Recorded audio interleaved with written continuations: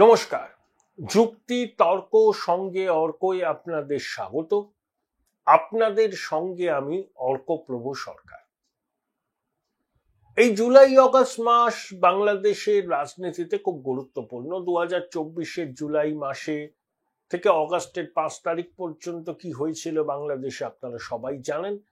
সেই জন্য ওই অভ্যুত্থানকারীরা বলেন যে জুলাই 36, মানে 1 জুলাই থেকে 5 অগাস্ট মোট 36 দিন, সেই জন্য তারা বলেন জুলাই 36। যাই হোক, 27 জুলাই বাংলাদেশের আদালত বলেছিল যে মুক্তিযোদ্ধাদের কোটা 30% থেকে 5% নামবে, কিন্তু তারপরে কোটা বিরোধী আন্দোলন শুরু হয়েছিল, আদালতের রায়ে আন্দোলনকারীদের জয় হয়েছিল, কিন্তু তারপর তারা সেটা হাসিনা সরকারের পতনের লক্ষ্যে আন্দোলনটা চালিয়ে নিয়ে যান। তারপর কি হয়েছিল আপনারা সবাই জানেন।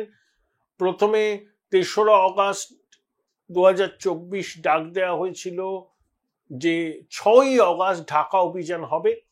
বাংলাদেশের 64 জেলা থেকে মানুষ ঢাকার অভিমুখে লং মার্চ করবে। তারপরে একদিন এগিয়ে সেটা 5ই অগাস্ট করা হয়।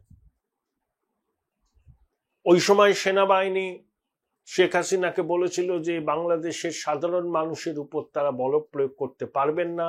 ঢাকার রাস্তায় যে সমস্ত ব্যারিকেড ছিল সেনাবাহিনী সেই ব্যারিকেড সরিয়ে দেয় এবং ছাত্র জনতা অভ্যুত্থানকারীরা তারপর সরাসরি ঢাকায় পৌঁছে যান। হাসিনা পদত্যাগ করেন, দেশ ছাড়েন, গণভবন লুটপাট হয়, সেসব আপনারা সবাই জানেন, নতুন করে বলার কিছু নেই। আবার কি একটা নতুন অভ্যুত্থানের সম্ভাবনা বাংলাদেশে? কারণ 1 জুলাই থেকে জাতীয় নাগরিক পার্টি, বৈষম্য বিরোধী ছাত্র আন্দোলনের যারা আছেন তারা বলছেন যে 64 জেলা থেকে পদযাত্রা হবে বাংলাদেশে জুলাই ঘোষণাপত্র জারি করার দাবিতে। জুলাই মাস ধরে এই পদযাত্রা হবে বাংলাদেশে। 3রা জুলাই বাংলাদেশের শহীদ মিনারে মহাসমাবেশ হবে, সেখানে তারা জুলাই ঘোষণাপত্র লাগু করার দাবি তুলবেন। জুলাই ঘোষণাপত্র অনেক কিছু আছে, যেমন মুজিববাদী সংবিধানকে বাতিল করে দেওয়া, তারপরে প্রধানমন্ত্রীর মেয়াদ 2 টার্মের বেশি হবে না, প্রথমে গণপরিষদের নির্বাচন করতে হবে, সেই নির্বাচনের পরে সংবিধান তৈরি হয়ে তারপরে সংসদের নির্বাচন, অনেক কিছু আছে। ইউনূস তো অনেক কমিশন করেছেন, একটা হচ্ছে সংবিধান সংস্কার কমিশন, একটা ঐক্যমত্য কমিশন। সংবিধান সংস্কার কমিশনের মাথায় আছে বিদেশি নাগরিক আলী রিয়াজ, আবার ঐক্যমত্য কমিশনের মাথায় ইউনূস এবং তার সহকারী বিদেশি নাগরিক আলী রিয়াজ। তারাই জুলাই সনদ প্রকাশ করবেন। সমস্ত দল যদি ঐক্যমত্যে পৌঁছয় তবেই, এবং জুলাই সনদে স্বাক্ষর করলে এটা মেনে নিতে হবে, এবং জুলাই সনদকে সামনে রেখে আগামী দিনে বাংলাদেশ চলবে। তাহলে এই যে অভ্যুত্থানকারী ছাত্রদের কাছে স্টাম্বলিং ব্লক কারা? এক হচ্ছেন রাষ্ট্রপতি শাহাবুদ্দিন, যিনি বঙ্গভবনে কার্যত বন্দি অবস্থায় আছেন। তিনি কিন্তু বেরোন না বঙ্গভবন ছেড়ে, তার নিরাপত্তার ঝুঁকি আছে। তার নিরাপত্তার দায়িত্বে থাকা আধিকারিকরা কখনোই তাকে বঙ্গভবনের বাইরে বেরোবার কোনো অনুমতি দিচ্ছেন না। কোনো অনুষ্ঠানেও তিনি যোগদান করেন না। সাভারের স্মৃতিসৌধে গিয়েছিলেন আর স্বাধীনতা দিবসের অনুষ্ঠানে গিয়েছিলেন। যদিও ঈদের সময় রাষ্ট্রপতি কিন্তু রাষ্ট্রপতি ভবনেই ঈদের নামাজ পড়েছিলেন এবং সেনাপ্রধান ওয়াকারুজ্জামান ইমামতি করেছিলেন। তাহলে এই যে ছাত্রদের বক্তব্যকে এবং অন্তর্বর্তী সরকারের অনেকের বক্তব্য, শাহাবুদ্দিন 2023 সালে হাসিনার মনোনীত রাষ্ট্রপতি, বিনা প্রতিদ্বন্দ্বিতায় তিনি জিতেছিলেন। এটা হচ্ছে আওয়ামী লীগের ফ্যাসিবাদের প্রতীক এই রাষ্ট্রপতি। রাষ্ট্রপতি নিজে থেকে ইস্তফা না দিলে তাকে সরাবার কোনো উপায় নেই। আর সেনাপ্রধান ওয়াকারুজ্জামান হাসিনার আত্মীয়।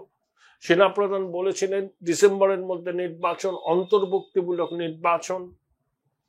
সেনাবাহিনী এই মববাজি বরদাস্ত করবে না। ক্যান্টনমেন্টের 1 কিলোমিটার ব্যাসার্ধ জুড়ে সমস্ত সমাবেশ নিষিদ্ধ করা হয়েছিল।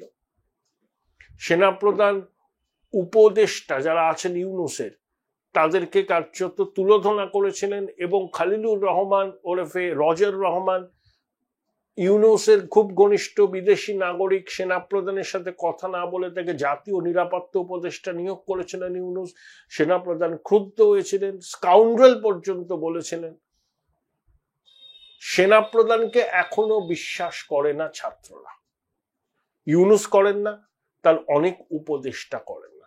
আবার সেনাপ্রধানের সঙ্গে প্রধান বিরোধী দল বিএনপির একটা সুসম্পর্ক তৈরি হয়েছে, বিশেষ করে খালেদা জিয়ার সঙ্গে তিনি দেখা করতে গেছিলেন তার দেশ ছাড়ার আগে সস্ত্রীক। খালেদা জিয়া সম্ভবত ওয়াকারকে পছন্দ করেন, কিন্তু এই ছাত্ররা, এই যে জাতীয় নাগরিক পার্টি, তারা কিন্তু মনে করছে তাদের যে এজেন্ডা সেটা রূপায়িত করার ক্ষেত্রে স্টাম্বলিং ব্লক দুজন, একজন হচ্ছেন রাষ্ট্রপতি শাহাবুদ্দিন আর একজন হচ্ছেন সেনাপ্রধান ওয়াকারুজ্জামান।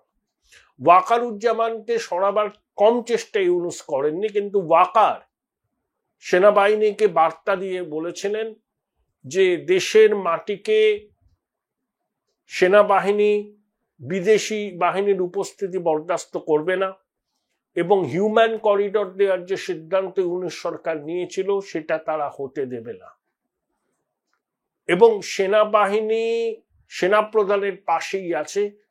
এই বার্তাটাও কিন্তু স্পষ্টভাবে ইউনূসকে দেয়া হয়েছিল। এখন জুলাই ঘোষণাপত্র দাবিতে শহীদ মিনারের সমাবেশের আগে কি সেনাপ্রধান রাষ্ট্রপতিকে বলবেন যে জরুরি অবস্থা জারি করতে?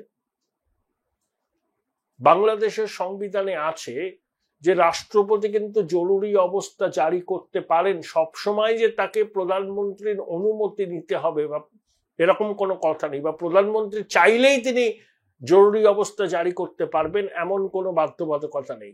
যদি এক্সটার্নাল অ্যাগ্রেশনের থ্রেট থাকে এবং ইন্টারনাল ডিস্টারবেন্সেস এমন পর্যায়ে পৌঁছয় যাতে দেশের সার্বভৌমত্ব বিঘ্নিত হতে পারে, তখন কিন্তু রাষ্ট্রপতি সুমোটো জরুরি অবস্থা জারি করতে পারেন। এখন সংবিধান বাতিল হলে রাষ্ট্রপতির পদ থাকে না, সেনাপ্রধানকে নিয়োগ করেছিলেন রাষ্ট্রপতি, তাহলে সংবিধান বাতিল হলে সেনাপ্রধান এবং রাষ্ট্রপতি দুজনের পদই থাকে না। তা সেনাপ্রধান কি এটাকে মেনে নেবেন? তিনি কি ৩রা অগাস্টের আগেই রাষ্ট্রপতিকে দিয়ে একটা বড় পদক্ষেপ নেওয়াবেন? এখনো পর্যন্ত নির্বাচনের রোডম্যাপ ঠিক হয়নি। ইউনূস ঈদের আগে জাতির উদ্দেশ্যে ভাষণে বলেছিলেন যে জুন মাস, তারপরে লন্ডনে গিয়ে তারেক রহমানের সঙ্গে বৈঠকে তারপরে শোনা গেল ফেব্রুয়ারি মাসে হতে পারে, কিন্তু কোনো রোডম্যাপ এখনো কিন্তু ঘোষণা হয়নি বাংলাদেশের, হবে কিনা কেউ জানে না। ইউনূস আগে নিজের রিহ্যাবিলিটেশনটা সুনিশ্চিত করতে চান। তিনি চান হয় বাংলাদেশের রাষ্ট্রপতি হতে, না হলে গুতরেসের মতো রাষ্ট্রপুঞ্জের পরবর্তী প্রধান হতে। গুতরেস পর্তুগালের বিদেশ মন্ত্রী, তারপরে প্রধানমন্ত্রী হয়ে ছিলেন, তারপরে কিন্তু রাষ্ট্রপুঞ্জে যান এবং রাষ্ট্রপুঞ্জের মহাসচিব হন।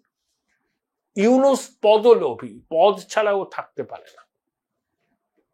তাই ও নির্বাচনের দিনক্ষণ তখনই ঘোষণা করবে যখন ওর ভবিষ্যৎটা সুনিশ্চিত হবে, ইদার রাষ্ট্রপতি, না হলে ওর যে প্রভু আছে, ওর প্রভুরা ওর কাজে খুশি হয়ে যদি ওকে রাষ্ট্রপুঞ্জের মহাসচিব হিসাবে নিয়োগ করে।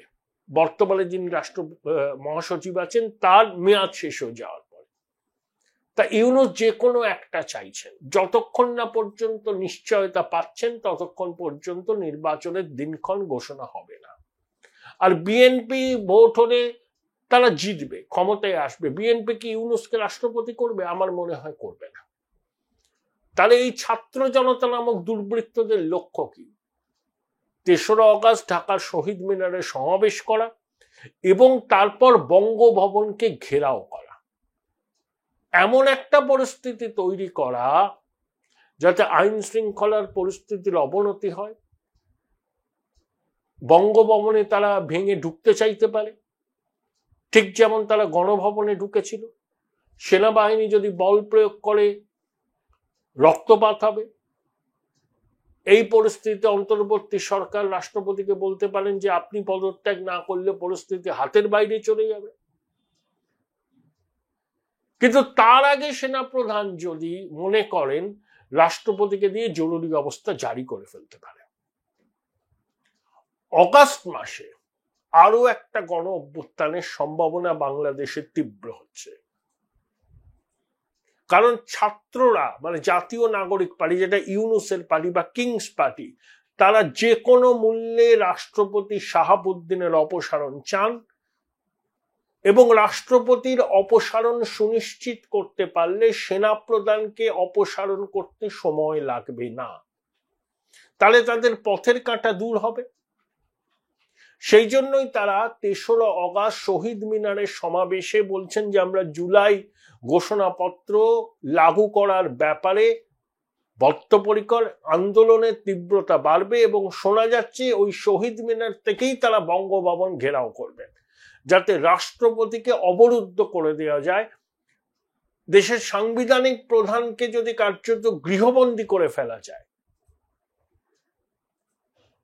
রাষ্ট্রপতি নিরাপত্তার দায়িত্বে স্পেশাল ফোর্স আছে, সেনাবাহিনী আছে, তিনি সেনাবাহিনীর প্রধান, সেনাবাহিনী তখন কি বঙ্গভবনকে অবরোধ মুক্ত করতে বলপ্রয়োগ করবে, নাকি সেই পরিস্থিতি যাতে না হয় তার আগেই রাষ্ট্রপতিকে দিয়ে সেনাপ্রধান জরুরি অবস্থা জারি করবে? এই দুটোর মধ্যে একটা হবে। কারণ ইউনূসের সরকার চাপ দিল, রাষ্ট্রপতি চুপচাপ সরে গেলেন, ইস্তফা দিলেন, এটা বোধহয় সম্ভবত হচ্ছে না। এবং সেনাপ্রধান অন্তর্বর্তী সরকারকে বিশ্বাস করেন না। তিনি জানেন যে রাষ্ট্রপতি একবার সরে যেতে বাধ্য হলে তার পদ অনিশ্চিত হয়ে পড়বে, তাই তিনিও একটা মোক্ষম চাল দেবেন। বৃহৎ প্রতিবেশী হিসাবে আমরা দেখব, পরিস্থিতির উপর নজর রাখবো। যত সিচুয়েশন ভোলাটাইল হবে তত বাংলাদেশে জঙ্গি জিহাদিদের আস্ফালন বাড়বে, ভারত বিরোধী কাজ বাড়বে। ইতিমধ্যে কে একজন নাকি সীমান্তে লং মার্চের ডাক দিয়েছেন। ভারত সরকারের অবস্থান হচ্ছে অবৈধ অনুপ্রবেশকারী বাংলাদেশিদের আমরা ফেরত দেব তাদের দেশে, তাদের কোনো স্থান নেই। আর ভারতকে বাদ রেখে বাংলাদেশের অস্তিত্ব নেই। আমাদের নজর রাখতে হবে, এই সুযোগে আইএসআই জঙ্গি জিহাদিরা ভারতে নাশকতা করতে পারে। তবে একটা জিনিস, অপারেশন সিন্দুরের পরে আমাদের ডক্ট্রিন, আমাদের দেশে সন্ত্রাসবাদী হামলা হলে যে হামলা করলো বা যারা হামলা করলো তারা, এবং যে দেশের মাটি থেকে হামলার ছকটা তৈরি হয়েছে সেই দেশের বিরুদ্ধেও কিন্তু আমরা সামরিক অভিযান করব। ভারতবর্ষে কোনো জঙ্গি হামলা হলে সেটা ভারতের বিরুদ্ধে যুদ্ধ হিসাবেই বিবেচিত হবে। শুধু ইউনূসের অন্তর্বর্তী সরকার যেন এটা মনে রাখে। Join Indian Institute of Hotel Management now. Right choice, right decision.